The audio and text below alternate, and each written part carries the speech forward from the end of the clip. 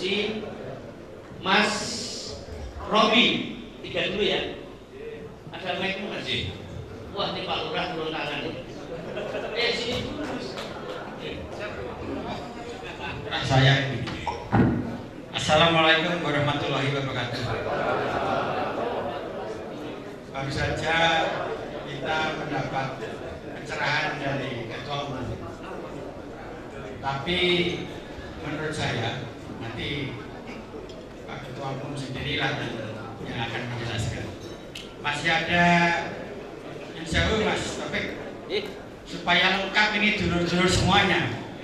Jadi diceritakan tadi bahwasannya kudeta. Sebetulnya kudetanya seperti apa sih? Mungkin saatnya kita harus belak-belakan di sini. Kudeta. Tapi kita nggak berani menceritakan. Memang kita tidak ceritakan. Tapi saatnya barangkali kalau dulur-dulur ini tadi kan diminta tingkat 2 untuk menjadi mediator. Kalau mau cerita gimana sih kudeta, masa nggak tahu lagi kan? Nggak pas. Jadi sebaiknya memang harus dibekali kudetanya seperti apa. Kalau Mas Taufik nggak tego, saya yang akan berbicara.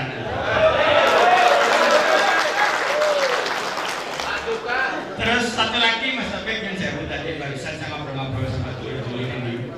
Sebetulnya buku putih ini kunci kita, senjata kita untuk kita bermediasi dengan para pejabat. Kalau nggak tahu, pejabat dikasih ini masih nggak mau belajar, ya memang nggak dibaca barangkali, ya kan? Jadi saya kembali kepada teori perang itu begini. Katanya the man behind the gun. Jenengan dikasih peluru, dikasih senjata segede apapun, sebetulnya ini kekuatan intinya siapa yang di belakang daripada yang megang senjata itu. Lagi kayak diwoco, jenengan gak wani ngomong, ya bahasa alam aja lah kalau begitu. Ya tadi itu dia disampaikan oleh Mas Taufik, ya gak wani ngomong, nanti dibantu oleh pusat. Bukan kita mau mendiskreditkan jenengan, enggak, dibantu gitu loh. Tapi caranya mesti kasih buku ya tentu harus dibaca supaya dengan kalau bermediasi sama pejabat bisa ngomong gitu. Kalau ada kesulitan, matur Mas Taufik, siapa yang akan tugasnya untuk mendampingi panjenengan nanti untuk bermediasi.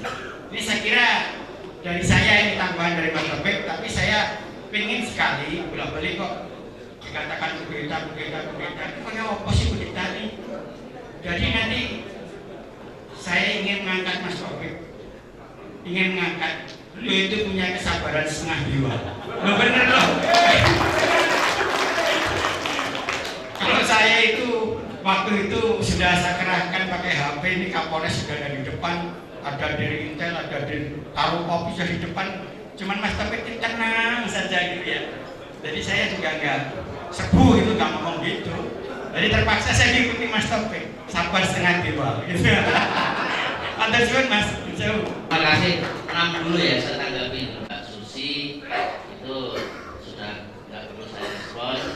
Apa yang disampaikan Mas Robi dan Mas Khairul, pada prinsipnya kita ini harus 4 papan.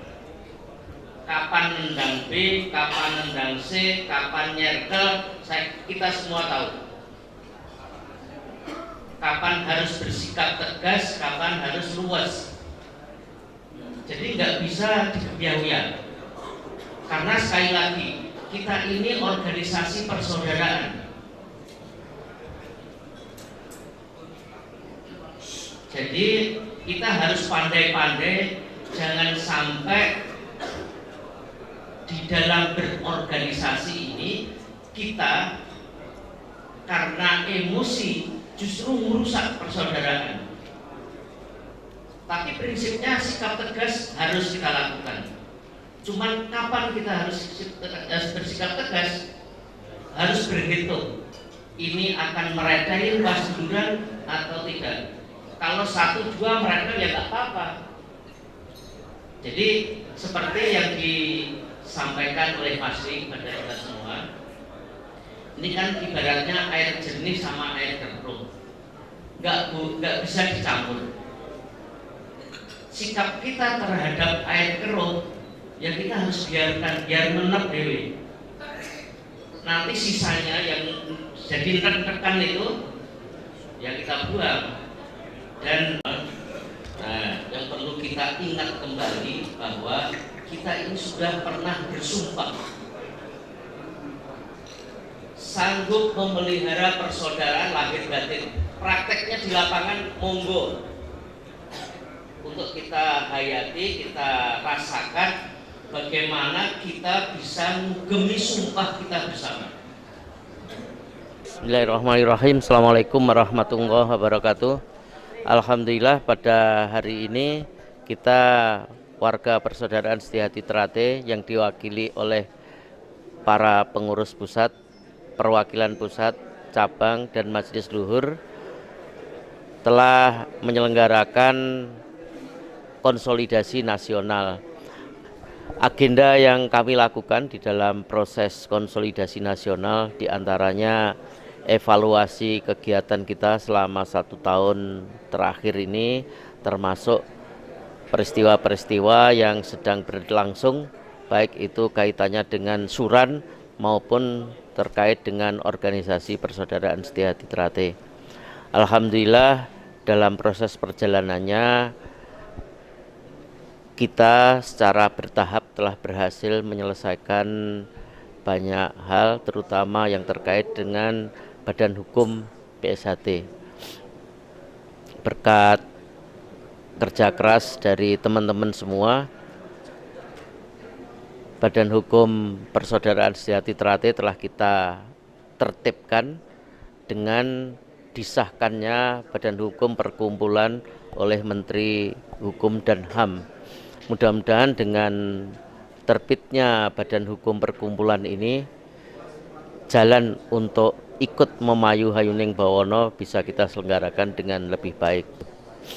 Nah, hari ini kita telah bersepakat untuk memperbaiki sistem latihan kita, memperbaiki dan mengefektifkan lembaga diklat, baik itu untuk pelatih di bidang prestasi, pelatih di bidang silat ajaran maupun bela diri praktis. Mudah-mudahan dengan adanya perbaikan-perbaikan sistem pendidikan ini sekaligus bisa menyiapkan kader-kader kita ke depan agar PSHT bisa ikut menyiapkan SDM unggul untuk Indonesia maju. Itulah inti dari Konsolnas hari ini. Mudah-mudahan ikhtiar kami mendapat keberkahan dan ridho dari Allah Subhanahu wa taala. Terima kasih.